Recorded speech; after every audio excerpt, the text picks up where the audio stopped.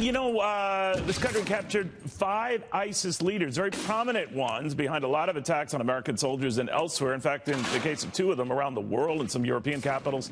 But it's getting very little attention. To be fair, a lot else is going on here, including the North Korea thing, the Iran thing. But former Deputy Undersecretary of Defense Lieutenant General Jerry Boykin notes that all of this is potentially making the world a safer place. If you only knew. General, good to have you back. How you doing? I'm well. It's good to be with you. When I was looking at these 5 guys captured, they're the baddest of the bad. I mean, it's a big deal.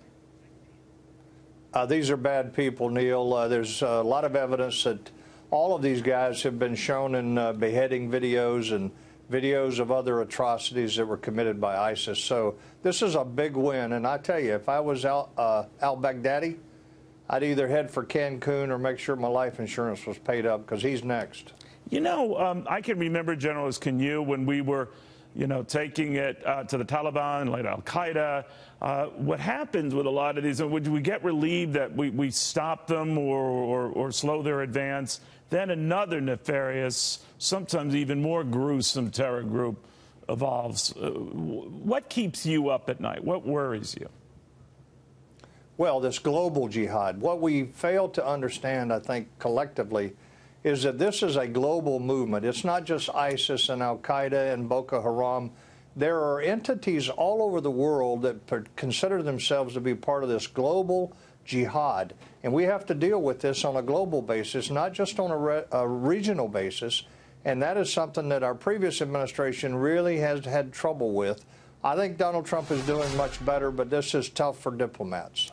You know, that old cockroach theory seems to always apply, General. I know you and I got into this in the past, that you get rid of them in one area, they pop up in another area. We thought that if we were to try to get them in Pakistan and all with the old al-Qaeda, Taliban elements, and they popped up in other forms in other countries, Syria among them. How do you get a handle on this? Or is it the kind of thing we just always have to be aware of? This will always be with us.